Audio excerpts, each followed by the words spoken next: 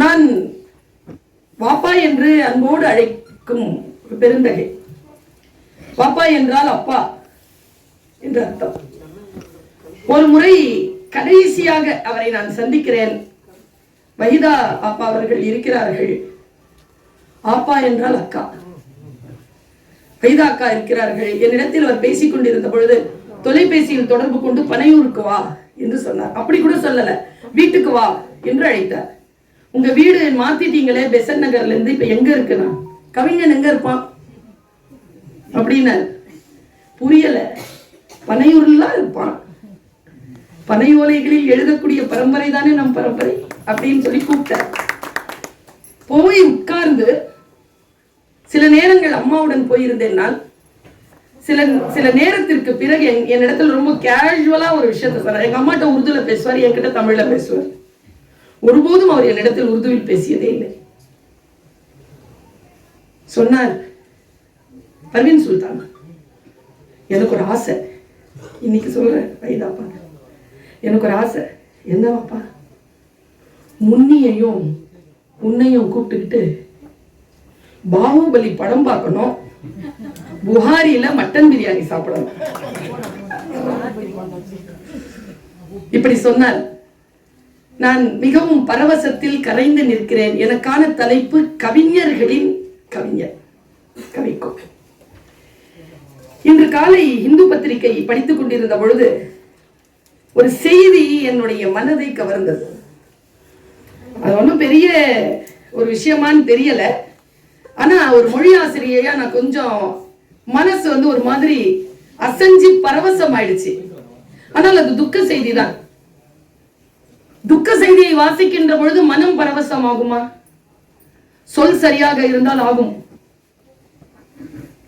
நம்முடைய ஷாம் பெனகல் அவர்கள் மறைந்து போனார்கள்.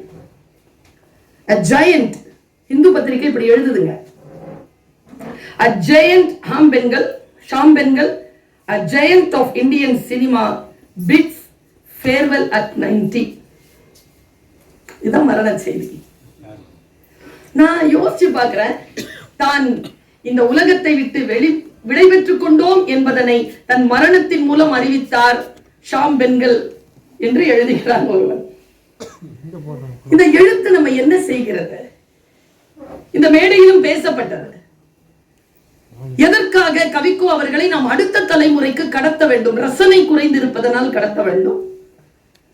நம்முடைய பாரம்பரியத்தை, நம் பண்பாட்டை காப்பாற்ற வேண்டியது அடுத்த தலைமுறையின் கடமை என்றால் அதற்கு அவர்களை தயார் செய்துவதற்காக கவிக்கோவை அவருக்கு கடத்துவது. எத்தனையோ காரியங்கள் நமக்காக காத்திருக்கின்றன. அதை நாம் செய்ய வேண்டும் என்றால் கவிக்கோ அவர்களை நாம் அடுத்த தலைமுறைக்கு கடத்திதான் ஆக வேண்டும். பாரதியை கொண்டாடுகிறோம், சிலர் கொண்டாடுவதில்லை. பாரதிதாசனை பலர் கொண்டாடுவதில்லை, சிலர் கொண்டாடுகிறோம். இந்த மேடையில் கவிக்கோ அவர்களை கொண்டாடி கொண்டிருப்பது யார்? பிருந்தா சாரதி, லிங்குசாமி, விஸ்வநாதன், மேனாள் நீதியரசர், முஸ்தபா, பர்வீன் சுல்தானா, இவர்கள் எல்லோரும் நாங்கள் கொண்டாடி கொண்டிருக்கிறோம் என்றால் என்ன பொருள் என்றால், மற்றவர்களை போல் எந்த கூட்டிலும் அடங்காமல் எல்லோருக்குமான கவிஞராக அவர் இருந்திருக்கிறார் என்பதுதான் இது வரலாற்றில் நாம் பதிய வைக்க வேண்டிய மிக முக்கியமான செய்தி. ஆனந்த விகடன் சிறகுகளின் நேரம் என்கின்ற அந்த புத்தகத்தை பதிப்பிக்கிறது. அதற்கு பின்னால் அது எழுதியிருக்கக்கூடிய ஒரு வாசகத்தை நான் இங்கே சொல்கிறேன். உலக கவிஞர்களையும் உலக கவிதை இலக்கியங்களையும் தமிழ் இலக்கிய உலகை நம்முடைய இளைஞர்களுக்கு அறிமுகம் செய்து பலரை கவிஞராக்கிய கவிக்கோவின் புத்தகம்.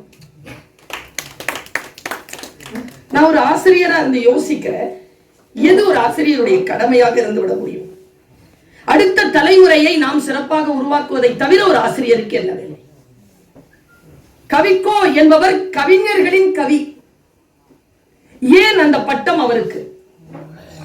அவருக்கு ஏன் இந்த கட்டடங்கள்? ஏன் இத்தனை பேர்? இந்த கொண்டாட்டம் எதற்காக? வேறு கவிஞர்கள் இல்லையா? நீங்க பாருங்க, கவிக்கோ அவர்களுடைய ஆக்கங்களை 50 நூல்களுக்கு மேல் வந்திருக்கிறது.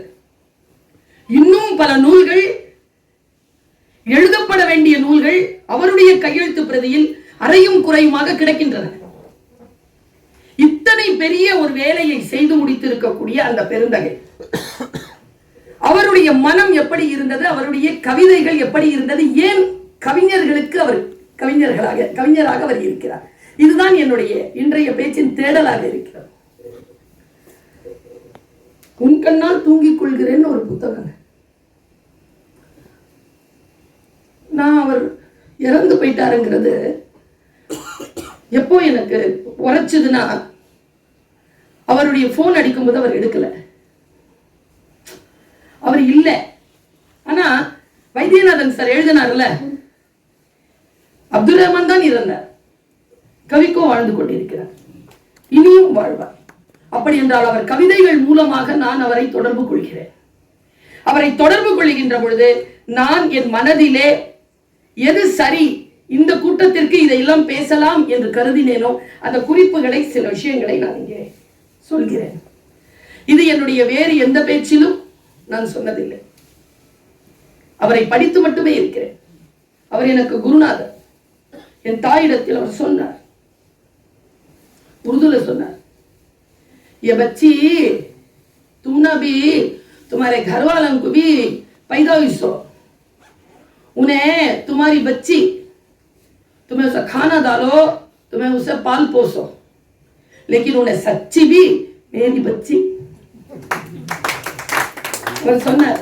என்ன அர்த்தம் தெரியுமா? புரிஞ்சிருச்சு ஐயா?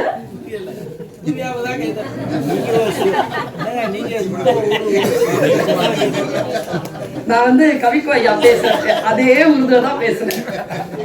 கவிக்கோ ஐயா இந்த உருது தான் பேசுவேன். அவர் என்ன சொல்றாரு, எங்க அம்மாவை பார்த்து, இந்த பிள்ளை உனக்கும் உன் வீட்டுக்காருக்கும் பிறந்தது, நீ அதுக்கு சோறு போட்டு வளர்த்துக்கோ, என்ன வேணாலும் பண்ணிக்கோ, உண்மையா அது என் குழந்தை. அதைத்தான் லிங்குசாமி அவர்கள் சொன்னார்கள். இது உங்கள் குடும்பத்திற்கானவர் இல்லை அவர். இந்த கன்னி பெரியது, அந்த கன்னிகளோடு இணையக்கூடியவர்கள் எல்லாம் அவருடைய பரம்பரை தான். எங்கள் பெருந்தகப்பன் அவர், எங்கள் அடையாளமாக இருக்கக்கூடியவர். அவர் சொல்றாருங்க, நான் அதை படிச்ச உடனே 4-5 பேருக்கு போன் போட்டு சொன்னேன். எப்படி எழுதிட்டாரு, எப்பவாவது நீங்க கொடிக்கம்பத்தை பார்த்து இப்படி யோசிச்சிருக்கீங்களா? இந்த அரசியல் கொடிகள்லாம் பறக்கும்ல, கொடிக்கம்பத்தை இப்படி எழுதுறாருங்க. அதட்டும் விரலாய் கம்பம், சரியா? அதட்டும் விரலாய் கம்பம், ஆபாச வசவில் அசையும் நாவாக கொடி. ஏதோ மீட்டிங் பார்த்துக்கிட்டே எழுதியிருப்பார். அதட்டும் விரலாய் கம்பம்னு சொல்றதுக்கே ரொம்ப நேசம் வேணுங்க. மக்கள் மீது பெரும் நேசம் கொள்ளாமல், பெரும் கருணை கொள்ளாமல் இந்த வார்த்தைகள் வரவே வராது. மலர் மரங்கள் பிடுங்கப்பட்ட இடங்களில் இப்போது இந்த மலட்டு மரங்கள். கொடிக்கம்பத்தை சொல்ற,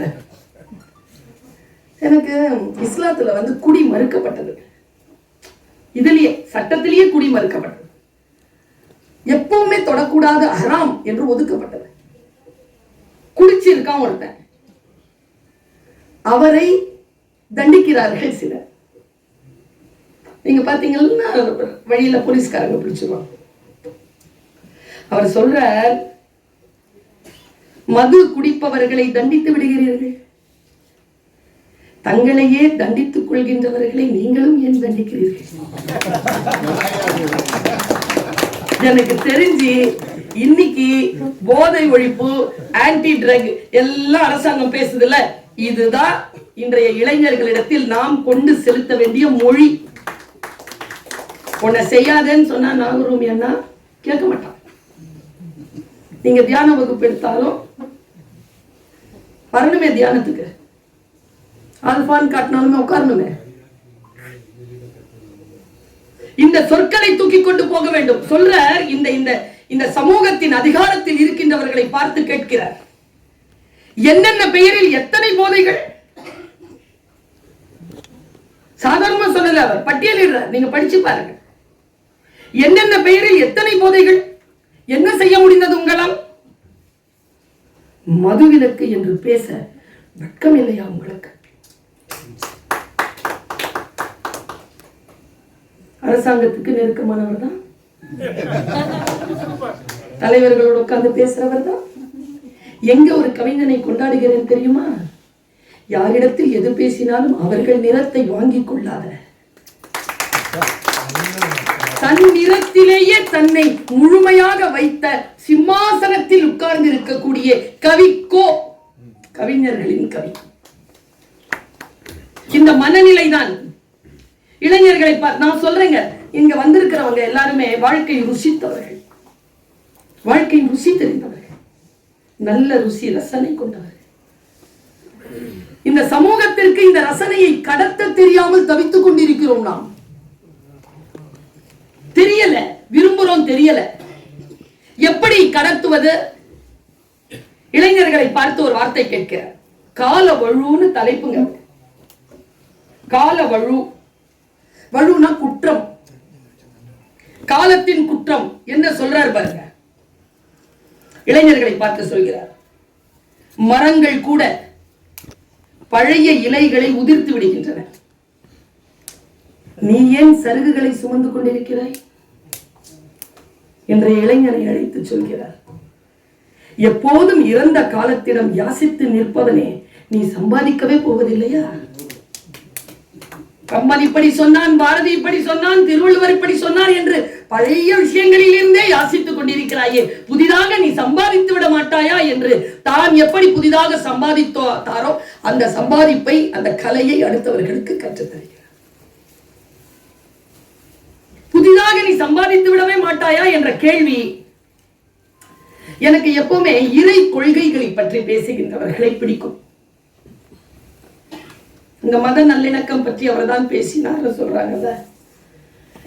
எனக்கு தெரிஞ்சு மத நல்லிணக்கம் என்ற சொல்லை காட்டிலும் ஒரு உயர்வான சொல்லுக்கு உரியவர் கவிக்கோ அப்துல் ரஹ்மான். அவருக்கு மத நல்லிணக்கம் என்கின்ற சொல்லை காட்டிலும் உயர்வான ஒரு ஞானம் அவருக்கு கிடைத்திருக்கிறது. அவர் இப்படி சொல்றாரு. ஒரு நாள் நான் உட்கார்ந்து கேட்டுட்டு இருக்கேன், கம்பன் கடகத்தில் சொல்றாரு, எனக்கு தெரிஞ்சு சித்தர் மாநாடுகளில், கம்பன் கழகங்களில், பைபிள் மாநாடுகளில் மிக முக்கியமான விருந்தினராக போய் மிக சிறப்பான கருத்துக்களை அடுத்த தலைமுறைக்கு மனித நேயத்தை விதைத்து வந்த மிக முக்கியமான இந்த நூற்றாண்டின் பெரும் மனிதர் கவிக்கோ அப்துல் ரஹ்மான். அவருடைய பேச்சை கேட்டு பாருங்க. நான் ஒரு நாள் உட்கார்ந்து கேட்கிறேன். அவர் சொல்றார், இறை கொள்கை என்பது என்ன தெரியுமா? ஒருத்தர் இந்தியாவினுடைய மத்திய பிரதேசத்துக்கு வரணும் அப்படின்னா, மத்திய பிரதேசங்கிறது கடவுள்னு வச்சுக்கோங்க, அவர் சொன்னதுதான். மத்திய பிரதேசம் தான் கடவுள்னு வச்சுக்கோங்க. இப்போ காஷ்மீர்ல இருந்து ஒருத்தன் கிளம்புறான்னா அவன் எந்த திசை நோக்கி கிளம்புறோம்? தெற்கு நோக்கி தான் வரணும், அப்பதான் மத்திக்கு வர முடியும். கிழக்குல இருக்கிறவன் மேற்கு நோக்கி தான் கிளம்பணும், மேற்குல இருக்கிறவன் கிழக்கு நோக்கி கிளம்பணும், தெற்குல இருக்கிறவன் வடக்கு நோக்கி கிளம்ப, அப்பதான் மத்தியத்துக்கு வர முடியும். சொல்லிட்டு சொல்றார், மத்தியில் இருக்கக்கூடிய இறைவனை அடைவதற்கு ஒருவன் சிவன் என்கின்ற பாதையில் வருகிறான், ஒருவன் விஷ்ணு என்கின்ற பாதையில் வருகிறான், ஒருவன் அல்லாஹ் என்கின்ற பாதையில் வருகிறான், ஒருவன் இயேசு என்கின்ற பாதையில் வருகிறான். எல்லோரும் அவரவர்களுக்கு உன்னதமான பாதையில் வந்து இறைவனிடத்தில் சேர்கிறார்கள் என்பது நமக்கு எப்பொழுது புரியும்? இது அவர் கேட்கிறார், இந்த மேடையில கேட்கிறார். அவருடைய கவிதைகளை நான் எடுத்து பார்க்கிறேன். அவருடைய கவிதையில் இறைவன் இல்லாத இடம் என்ற ஒரு பகுதி, அந்த பகுதியை நான் சொல்லுகிறேன். இறைவா, எல்லா இடங்களிலும் நீ இருப்பதாக சொல்கிறார்கள், நீ இல்லாத இடம் ஏதும் உண்டா? இது யார்கிட்ட கேட்ட கேள்வி? இறைவனிடத்தில் கேட்ட கேள்வி. நீ இல்லாத இடம் என்று ஒன்று உண்டா என்று கேட்கிறார். அவன் ஆம் என்றான் என்பதுதான் கவிதையினுடைய ட்விஸ்ட். அவன் ஆம் என்றான். எது? நீ இல்லாத இடம் ஒன்று உண்டா என்று கேட்ட பொழுது இறைவன் சொன்னான், ஆம், நான் இல்லாத இடம் உண்டு. நான் வியப்போடு எது என்றேன். ஒரு பட்டாசு வெடியை போடுற, நானே பயந்து போனேன். அது படிச்சுட்டு இருக்கோம். வழிபாட்டு தலங்கள் தான்.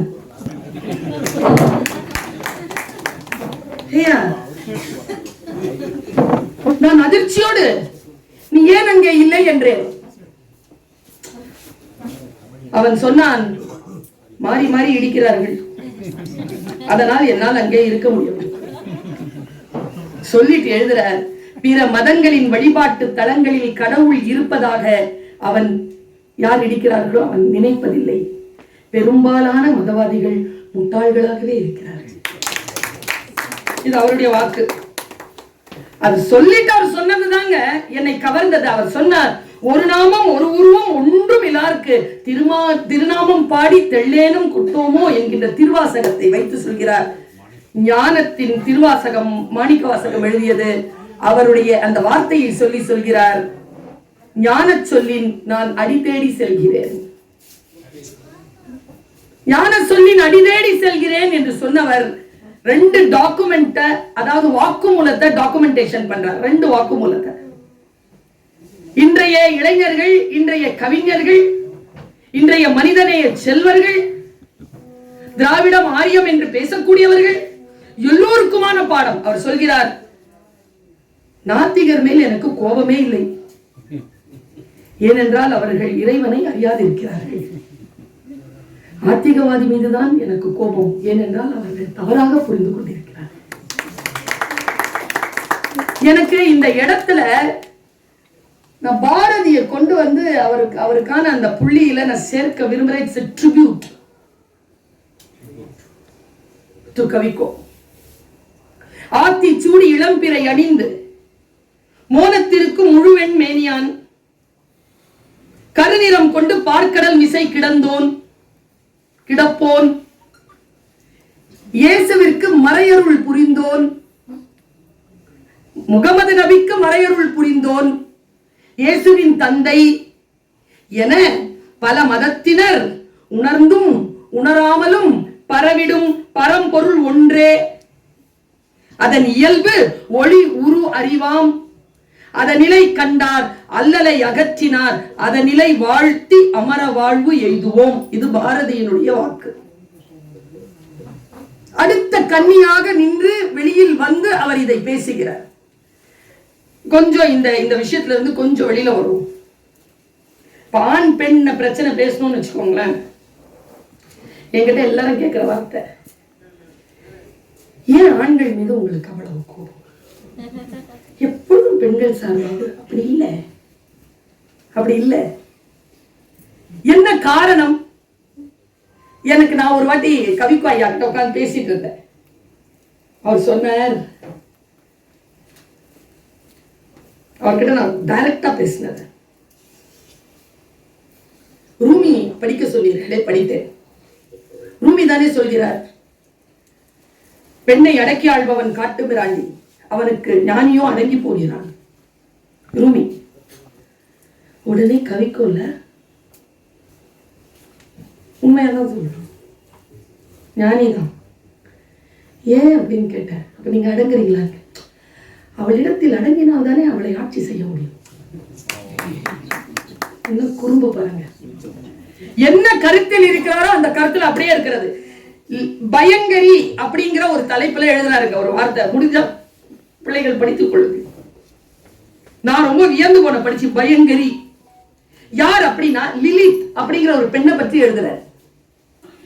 இவ யார் இந்த லிலித் அப்படின்னா, ஆதாம் ஏவாள் ஏதேன் தோட்டம்னு அவர் பேசுறாருல, ஏவாள் தான் முதல் பெண் என்பது நாம் எல்லோரும் தெரிந்து வைத்திருக்க கூடிய ஒரு செய்தி. தெரிந்து வைத்திருக்கிறோம் இல்ல அப்படிங்கிறார்.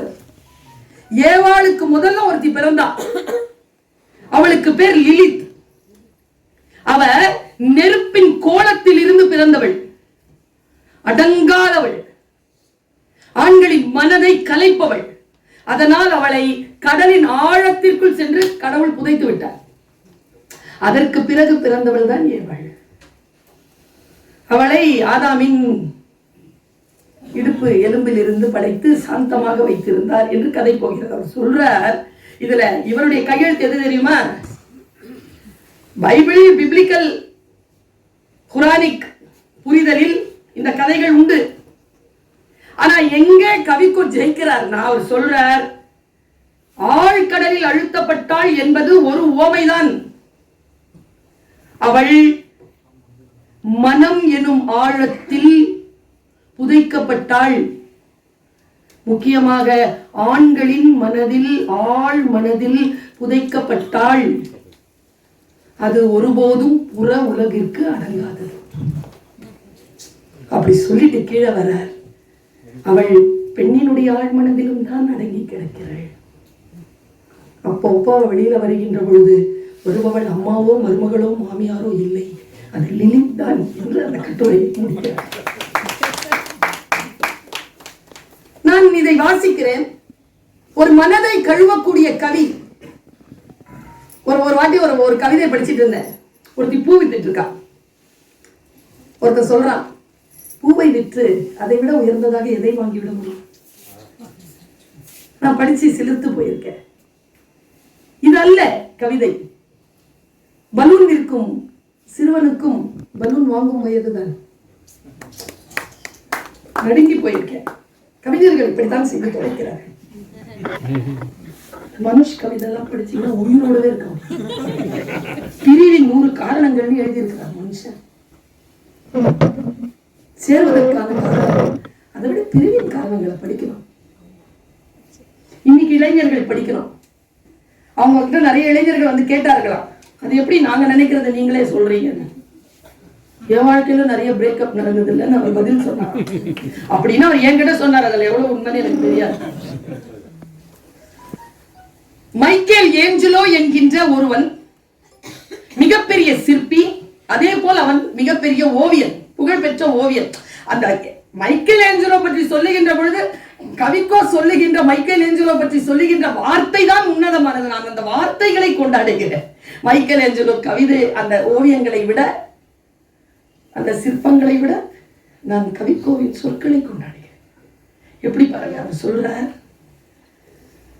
ஒரு ஞானியின் நாவை போல அவன் ஒளியும் தூரிகையும். அடே அப்பா, மைக்கேல் ஏஞ்சலோவின் ஒளியும் மைக்கேல் ஏஞ்சலோவின் தூரிகையும் ஞானியின் நாக்கம். இப்படி சொல்ல முடியுமா? அவர் சொல்லுகிறார், இத்தாலியில சிஸ்டைன் அப்படிங்கிற ஒரு பெரிய சர்ச், அதுல கூரை ஓவியங்களை வரைந்தவன் மைக்கேல் ஏஞ்சலோ. அந்த தகவலை கொடுக்கிறார். கொடுத்துட்டு சொல்றார், அவர் ஒரு முறை இயேசு கிறிஸ்துவை வரைகின்ற பொழுது கருணையான அந்த முகம் அவருக்கு வரவே இல்லை. அவருடைய மனம் அடிப்படையில் துடித்துக் கொண்டிருந்தது. அவர் ஏதோ நண்பரிடம் சண்டை போட்டுக் கொண்டு வந்திருக்கிறார். ஒரு தூரிகையை போட்டுவிட்டு தன் நண்பனிடத்தில் போய் மன்னிப்பு கேட்டார். அவர் மன்னிப்பு கிடைத்தவுடன் அவர் வரைந்தார். அது சரியாக வந்தது. ஒரு கவிஞனுடைய மனம் ஆழமான அமைதியில் இல்லை என்றால், அவர் சொன்னார்ல, ஃபர்ஸ்ட் வரதுதான் கவிதை. கேட்டோமா இல்லையா? அதுக்கப்புறமா அதுக்கு எந்த அலங்காரமும் பூச வேண்டிய தேவை இல்லை என்று அவர் சொன்னார். நான் இப்படி யோசித்து பார்க்கிறேன். வாழ்க்கை நம்மை மிதித்து விட்டு போய்கொண்டே இருக்கிறது. நம்முடைய ஒரு, நான் எழுத்துலகின் சிங்கம் என்று சொல்லுவேன், ஜெயகாந்தன், ஜேகே சொல்வார். சில நேரங்களில் சில மனிதர்களில் எழுதியிருப்பார் முன்னுரை, வாழ்க்கையில் இப்படி எல்லாமா நடக்கிறது, இப்படி எல்லாமா நடக்கும், இப்படியெல்லாம் நடக்கலாமா, இப்படியெல்லாம் நடக்கவே கூடாது என்று நீங்கள் சொல்லுகின்ற எல்லா விஷயங்களுக்கும் வாழ்க்கை ஆம் ஆம் என்று சொல்லியே நகர்கிறது. அதுதான் அப்படின்னு எழுதுறாருங்க. அதுதான், இதுதான் அவருடைய கருத்து. அந்த கவிதையினுடைய தலைப்பு ஆலாபனை. அது என்ன? அதுதான் வாழ்க்கை என்பது அதுதான் அப்படிங்கிற. இப்ப எனக்கோ உங்களுக்கோ வாழ்க்கை என்றால் என்ன என்று கேட்டால் பதில் சொல்ல தெரியுமா? 65 வயதில் தம்பி ஒருவர் வேற எப்படியோ நடந்து கொண்டார். நான் கேட்டேன், 65 வயசு ஆயிடுச்சு, எப்படி நடந்துக்கிறீங்களே? அவர் சொன்னார், இந்த வயதில் எப்படி நடந்து கொள்வது என்று எனக்கு தெரியவில்லை. ஏனென்றால் இந்த வயதில் இதற்கு முன் நான் இருந்ததில்லை. அனுபவமே இல்லைல்ல, புதுசு தானே. அந்த வயசு அவருக்கு புதுசு தானே, கத்துக்கிற வயசு தானே. 60 வயசுல எப்படி இருக்கணும்னு 60 வயசுல தானே கத்துக்க முடியும். பாருங்க, எது வாழ்க்கை. ஒரு கவி அவருடைய ஆவணப்படத்துல பிருந்தா சாரதி ஒரு காட்சி வச்சிருப்பார். ஒரு மாடர்ன் சிற்பத்தை போட்டோ பிடிச்சிட்டு இருக்கிற மாதிரி ஒரு ஃப்ரேம் வந்தது. நீங்க நல்லா பாத்தீங்கன்னா அவர் கேமராவை இந்த பக்கம் வச்சுக்கிட்டு அவர் பார்த்துக்கிட்டு இருப்பார். அந்த படத்துல கேமராவின் கண்களிலே அவர் பார்க்கவே இல்லை, அவர் தன் கண்களிலே அதை பார்க்கிறார், பிறகு அதை பதிவு செய்கிறார். பார்வை இருக்குல்ல, அதுதான் அப்படின்னு தொடங்குற ஒரு 10 பாயிண்ட் எழுதியிருக்காருங்க. நான் என்ன சொல்றது, நான் ஒரு விஷயத்தை சொல்றேன். நாம் எல்லோரும் இவரை சரியாக புரிந்து கொள்வதற்கு இந்த கவிதைகள் போதும், அவர் ஆக்கங்கள் போதும். வேறு எந்த தேடலும் இல்லாமல் அவர் ஆக்கங்கள் போதும். அவர் இந்த மாதிரி துணிச்சலா, எனக்கு தெரிந்த இவரை விட வேறு யாராலும் இதை சொல்லிவிட முடியாது என்கிற ஒரு ஸ்டேட்மெண்ட் கொடுக்கிறார் பாருங்க. பகவத்கீதையில் கிருஷ்ணன் சொன்ன ஸ்டேட்மெண்ட், பரித்ராணாய சாதுனாம் விநாசாய சதுஷ்கிருதாம் தர்ம ஸ்தாவர்த்தாய சம்பவாமி யுகே யுகே. கரெக்டா சொல்லிட்டு மனப்பாடம்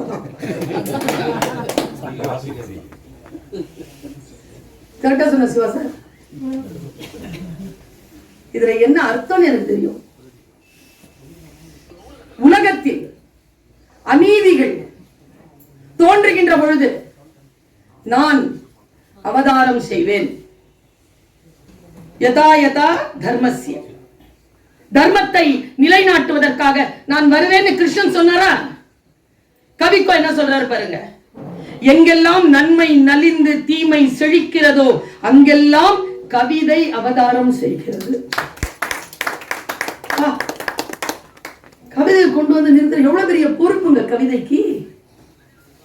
இந்த உலகத்தில் கடவுள் செய்கின்ற வேலையை கவிதை செய்யும் என்று சொல்லக்கூடிய துணிச்சல். நான் பாரதி கிட்ட அதை பார்த்திருக்கிறேன். காணி நிலம் வேண்டும் பராசக்தியில் அவர் எழுதுவார், இந்த காட்டு வெளியிலே அம்மா உந்தன் காவல் உற வேண்டும், என் பாட்டு திறத்தாலே இவ்வையத்தை பாலித்திட வேண்டும் எழுதுவார். வையத்தை பாலித்திடல் என்பதனை கவிக்கோ சொல்கிறார். எப்பொழுதெல்லாம் நன்மை நலிந்து தீமை செழிக்கிறதோ கவிதை அவதாரம் கொள்கிறது என்று சொல்கிறார். இந்த துணிச்சல் யாருக்கு வந்திருக்கிறது? சொல்லுவதற்கான துணிச்சல் அவர் வாயில் இருந்தான். கேட்டேன், திருமணத்திற்கு போகும்போது இவங்கள மாதிரி அவங்கள மாதிரி எல்லாம் வாழ்த்தாத, நானும் என் மனைவியும் எப்படி வாழ்கிறோமோ அப்படி வாழ் என்று வாழ்த்தக்கூடிய தகுதி பெறும். A real man, a real hero, a real poet. இதை விட ஒரு தகுதிப்பாடு, ஒரு சொல் ஒரு மனிதன் பெற்றுவிடவே முடியாது. பாருங்க, எது வாழ்க்கை நம்மிடத்தில் கேட்கிறார். எத்தனையோ காட்சிகளை நாம் பார்க்கிறோமா இல்லையா? இப்பெல்லாம் ரீல்ஸ்ல நிறைய பார்க்கிறோம். நான் ஒரு சைக்காலஜி படிச்ச டீச்சர். இன்றைய இளைஞர்களுக்கு சொல்லிவிடுங்க, வேகமான காட்சிகளை பார்த்து பயிற்சி பெறுகின்றவர்களால் நிதானமாக புத்தகத்தை வாசிக்க முடியாது. Entertainment will lead you to stress. ரொம்ப என்டர்டெயின்மெண்ட்ல ஆகாது. ஒரு சொல் போதும் நம்மை புத்துணர்ச்சி செய்ய வைக்க. எப்படி சொல்றாரு பாருங்க, நம்முடைய மனங்களை தோண்டி அப்புறம் வீசக்கூடிய இந்த வார்த்தைகளை இதோ மிகப்பெரிய கனத்த மனதோடு நான் பதிவு செய்கிறேன். அவர் சொல்கிறார், சமாதியில் மலர்ந்து சிரிக்கும் பூவை பார்த்திருக்கிறீர்களா? சமாதியில் மலர்ந்து சிரிக்கும். கலவரத்தில் கொலையுண்ட பெற்றோர்களின் பிணங்களின் மீது விளையாடும் குழந்தைகளை பார்த்ததுண்டா? வாகன நெரிசல்களுக்கு மேலே சாலையின் குறுக்கே பறந்து செல்லும் வண்ணத்து பூச்சியை பார்த்திருக்கிறீர்களா? மின் விளக்கு குமிழிகளை மோகத்தோடு மொய்க்கும் விட்டில்களை பார்த்திருக்கிறீர்களா? நத்தையின் நடை கோடுகள் தற்செயலாய் எழுத்தாவதை பார்த்திருக்கிறீர்களா? நீங்களும் பார்க்கவே முடியாத காட்சியை பார்க்கிறார். ஒரு முறை சொல்ற, பாலைவனத்தில் தோன்றுகிற நிலா. பர்வீன், நான் இப்படி எழுதினேன். வாணியம்பாடி முத்தமிழ் மன்றத்தில் உட்கார்ந்து சொல்றார், பர்வீன், நான் இப்படி எழுதினேன். உன் அவையில், யாருமற்ற உன் அவையில் உனக்காகவே உதிக்கிறதா இந்த நிலா? பாலைவனத்தில் வர நிலா சொல்றாரு. நான் கேட்டிருக்கிறேன். சொன்னாங்கல்ல பாலை நிலான்னு அவர் எழுதினார். நபிகள் நாயகம் குறித்து அவர் எழுதுறதுக்கு ரொம்ப ஆசைப்பட்டாருங்க. முழுமையான தொகுப்பு. அதை சொல்லுகின்ற பொழுது அவர் சொன்னார், இளைஞர்களுக்கு நான் சொல்லுகிறேன், அவரை போல் ஒரு கவியை இதற்கு முன்னும் இதற்கு பின்னும் இந்த பூமி கண்டதே இல்லை என்கின்ற பொக்கிஷமான ஒரு அந்த துறவியை நான் இப்படி சொல்கிறேன். அவர் சொன்னார், நான் நபிகள் நாயகம் குறித்து ஒரு காவியத்தை எழுத போகிறேன். யா அல்லாஹ், பைபிள் எழுதுகின்ற பொழுது ஏசையாவுக்கு தந்த அந்த எழுத்தாணியை எனக்கு தந்து உதவுமாயாக. இப்படி சொல்றாங்க. இதுதான் கிடைக்கும். எப்படி சொல்றாரு பாருங்க. நதி வறண்டு கிடந்தாலும் நதி என்றே அழைக்கப்படுவதை அறிந்திருக்கிறீர்களா? நான் பார்த்திருக்கேன். சில பேர் கணவன் இறந்திருப்பாங்க, குடும்பத்துல அவங்க தனித்து விடப்பட்டிருப்பாங்க, எங்கேயோ போய் திருமணம் பண்ணிட்டு வாழ்ந்துட்டு இருப்பாங்க. கணவனின் தம்பியோ தங்கையோ ஏதோ பல வருடங்களுக்கு பிறகு அவங்களை பார்க்கும் பொழுதும், அண்ணி நல்லா இருக்காங்க இருக்கீங்களா அப்படின்னு கேட்பாங்க. நதி வறண்டு கிடந்தாலும் நதி என்றே அழைக்கப்படுவதை அறிந்திருக்கிறீர்களா? ஐயோ, மத்தளமான பின் செத்த மாட்டின் தோலில் இருந்து இசை பிறப்பதை கேட்டிருக்கிறீர்களா? வீதியில் கைவிடப்பட்டு கிடக்கும் ஒற்றை செருப்பை பார்த்திருக்கிறீர்களா? அந்நிய மொழிப்படத்தை பார்த்து வசனம் புரியாததற்காக வருத்தப்பட்டதுண்டா? பெண்ணின் பின்னழகால் கவரப்பட்டு முகத்தை பார்த்த போது ஏமாற்றம் அடைந்திருக்கிறீர்கள்?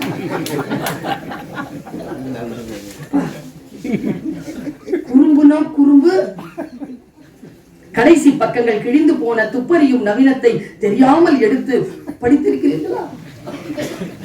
அதுதான் வாழ்க்கை.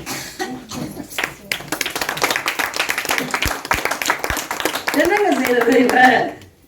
நம்ம எல்லாரையும் பார்த்து கேட்கிற, கொடிகள் சொந்த பூக்களால் தம்மை அலங்கரித்துக் கொள்கின்றன. வானம் சொந்த நட்சத்திரங்களால் தன்னை அலங்கரித்துக் கொள்கிறது. பால் தன் ஆடையை தானே தயாரித்துக் கொள்கிறது. நீ உனக்காக எதை தயாரித்திருக்கிறாய்? நான் சொல்லட்டுமா? 2 கேள்வி என்ன ரொம்ப வாட்டும். எப்பவுமே நான் இந்த மோட்டிவேஷனுக்காக பயன்படுத்துவேன். எங்கே இருக்க விரும்புகிறாய்? கேள்வியை கேட்டுக்கொள். எங்கே இருக்க விரும்புகிறாய்? எதற்காக நினைவு கூறத்தக்கப்பட விரும்புகிறாய்? அவர் பாருங்க எங்க இருக்கார். அவர் பாருங்க எங்க இருக்கார். அவர் பாருங்க எங்க இருக்கார். எதற்காக நினைவு கூறப்பட விரும்புகிறாய்? ஒரு மனிதன் இப்படி வாழ்ந்திருக்கான்ல. விஐடி வேந்தர் சொன்னார், 80 வயசு சீக்கிரமா கிளம்பிட்டார். செய்துவிட்டு தான் போயிருக்கிறார். இத்தனை இந்த மீட்டிங்ல இந்த மாதிரி 6000 மீட்டிங் நடத்தினாலும் அவருடைய பேச்சை பேசி முடிக்க முடியாது. அதை சொல்லிட்டு போயிருக்காரா இல்லையா? முழுமையான வாழ்க்கை. வீட்டில ஒரு கவிதை சொல்லுவாங்க. எங்க வீட்டுல எங்க அப்பா உருது கவிஞர். ஐயா அப்பா மாதிரி என்ன பெத்தெடுத்த அப்பா ஒரு உருது கவிஞர். இந்த உருது போயம்ல அவர் சொன்ன மாதிரி தமிழ் படுத்திட முடியாது, கஷ்டம். அந்த அந்த ரசனையை நம்ம கொண்டு வர முடியாது. கருத்தை கொண்டு வரலாம். अंदाज हूँ बहुत उस आवाज पाका था देखा निकल के घर से तो झोंका हवा का था. அப்படின்னா அதுல ஒரு மியூசிக் இருக்குல்ல, அது கருத்துல வராது. கருத்துல வந்து கை தட்டிடுவீங்க. கருத்துக்கு தான் கை தட்ட, கவிதைக்கல்ல. யாரோ நடந்து போன தடம் கேட்டது, திறந்து பார்த்தேன் நீ என்று நினைத்து ஒரு தென்றல் கடந்து போயிருக்கு. கருத்துதான். ஆனா நீங்க உழுது தெரிஞ்சு ரசிச்சீங்கன்னா ஃபுல்லா இனிப்பாயிடுவீங்க. அந்த ருசி அப்படிப்பட்டது, அந்த மொழி அப்படிப்பட்டது. இவருடைய வெற்றியே இவருக்கு இருந்த இருமொழி புலமை. பாரசீகமும் தெரிந்திருந்தது, மும்மொழி புலமை. புலமையை சொல்கிறேன், மொழி அறிதல் என்பது வேறு, மொழியில் புலமை கொள்ளுதல் என்பது வேறு. இவர் பாரசீக மொழியில் புலமை கொண்டிருந்தார், உருது மொழியில் புலமை கொண்டிருந்தார், தமிழ் மொழியில் புலமை கொண்டிருந்தார். ஆங்கிலம் மிக சரளமாக பேசுவார், எழுதுவார். புலமை என்பது அவருக்கு மும்மொழியில் வாய்த்திருக்கிறது. பாரசீகத்தை அவர் படித்திருப்பதுதான் ஹைலைட். அவருடைய கவிதைகளை தேடுகின்ற பொழுது ஒண்ணும் இல்லைங்க, ஒரு ஸ்டேட்மெண்ட் சொல்றேன். இன்னைக்கு நான் கலீல் கிப்ரானை படிக்கும் பொழுதெல்லாம் தமிழில் இப்படி எழுத யாரும் இல்லையே என்று ஏங்குவேன். அந்த ஏக்கம் இப்பொழுது இல்லை. இதோ அப்துல் ரஹ்மான் வந்து விட்டார். இவருடைய கவிதைகளை ஆங்கிலத்தில் மொழிபெயர்த்து வெளியிட்டால் யார் இந்த கவிஞன் என்று இந்த உலகம் நிச்சயம் விசாரிக்கும். கவியரசு கண்ணதாசன். கவியரசு கண்ணதாசன் யார் இந்த கவி என்று இந்த உலகம் விசாரிக்கக்கூடிய விஷயங்களை வைத்திருக்கிறார்.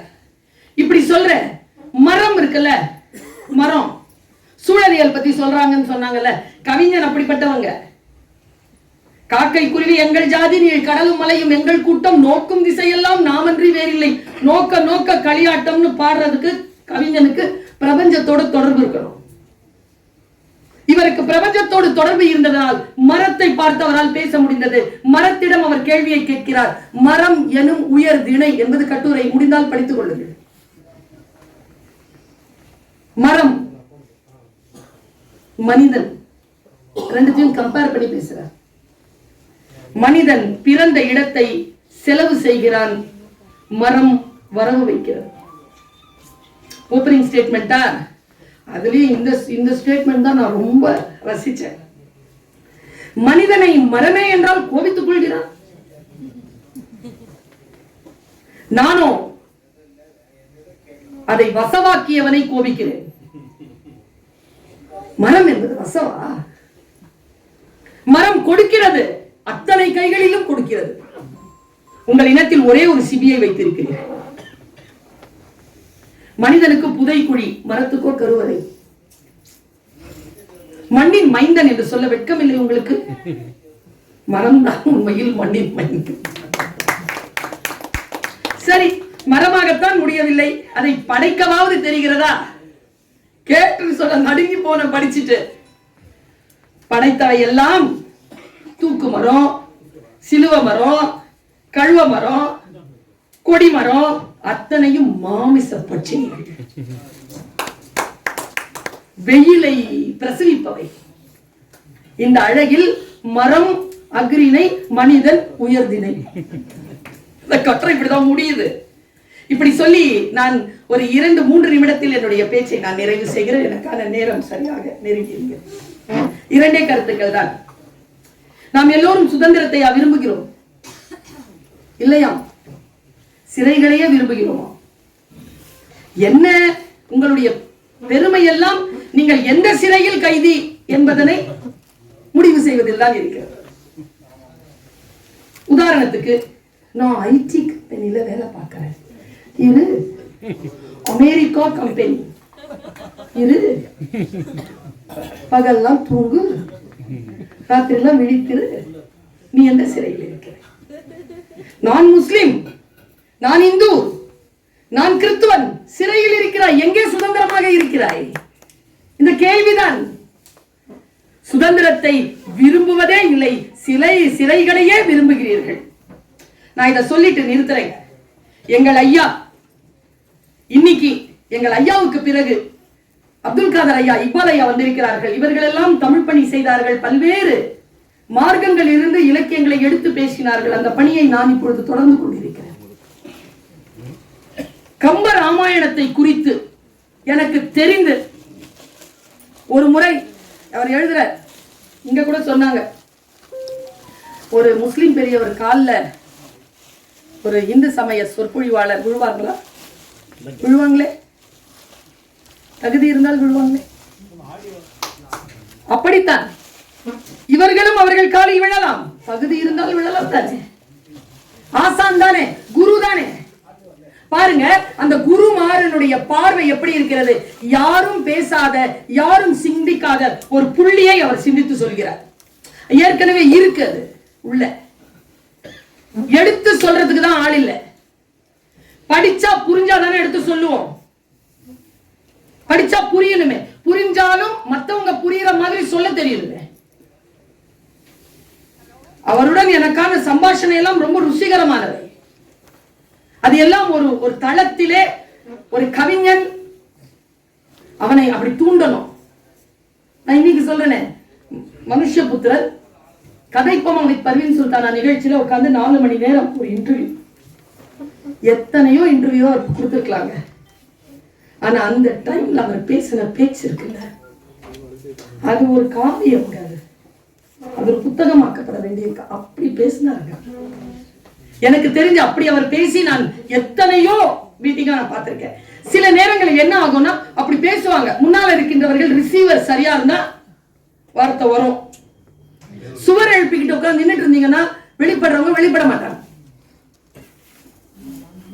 சுவர் எழுப்பாமல் இலக்கியங்களை அவர் உள்ளிழுத்துக் கொண்டார். நர்த்தகி நட்ராஜ் இருக்காங்கல்ல, அவங்க சொன்ன தகவலை சொல்றேன். மேடையில ஒரு நாட்டியம், முன்னால ஐயா கவிக்கும் நாட்டியத்தை பாக்குறாரு. சுயம்பரம் வில் எடுத்தாரு. அவங்க அவ்வளவு அழகா செஞ்சு காட்டினாங்க. எனக்கு தனி மனுஷன் அவங்களுடைய பெர்ஃபார்மன்ஸை பாக்குறேன். ஒரு இடத்துல உட்கார்ந்துருக்கோம், நிகழ்ச்சிக்கு போகணும், உட்கார்ந்துருக்கோம். அவங்க எனக்காக பெர்ஃபார்ம் பண்றாங்க. நர்த்தகி எல்லாம் பெரும் பேருங்க. கவிக்கோ ஐயா அவர்களை உட்கார வைத்து பேச வைப்பது, நாட்டிய கலைஞர்களை நமக்காக அபிநயம் பிடிக்க செய்வது. பொதுக்கூட்டத்தில் இப்படி உட்கார்ந்து பேசக்கூடியவர்களை பார்த்திருக்கிறோம். தனிப்பட்ட முறையில் உட்கார்ந்து பெர்ஃபார்ம் பண்ணணுமே. அந்த அம்மா பெர்ஃபார்ம் பண்ணியே காட்டுச்சு. எனக்கு கண்ணை இப்படி பண்ணிச்சுங்க, கண்ணை பண்ணிட்டு வந்து நேரம் அப்படி நடந்து வந்து அந்த பெரிய வில்லு இருந்ததுல எடுத்துருச்சு கையில. லெப்ட் கையில தான் எடுக்கிறார். எடுத்து அப்படியே உடனே உடனே அப்படியே தவிக்கிறாங்க. காட்சி காட்டணும். எல்லாரும் கை தட்டினாங்கம்மா. பேக் ஸ்டேஜ்ல கவிக்கோவை சந்திச்சிருக்காங்க அந்த அம்மா. அவன் சொன்னா, நர்த்தகி நாட்டியத்துல ஒரு தப்பு. என்ன ஐயா? கம்ப வாக்கியம் என்ன தெரியுமா? எடுத்தது கண்டனர், இட்டது கேட்டனர். நீ எப்படி அதை பெர்ஃபார்ம் பண்ண? அது காட்சியே இல்லையே. எடுத்ததுதான் பார்த்தாங்க, உடையது யாரும் பார்க்கவே இல்லையே. பார்க்கலங்கிறதுனால தானே கவிதையே அது. அதை நீ எப்படி பெர்ஃபார்ம் பண்ணன்னு கேட்டாங்க. இந்த நுட்பம் இருக்குல்ல, இந்த நுட்பம் தான், டீடைலிங் தான் கவிக்கும். நீங்க பேசவே வேண்டாம், புரிஞ்சுப்பாரு நீங்க என்னன்னு. நீங்க பேசினா அதுக்கு விளக்கமே வேண்டாம், அவர் புரிஞ்சுக்குவார்.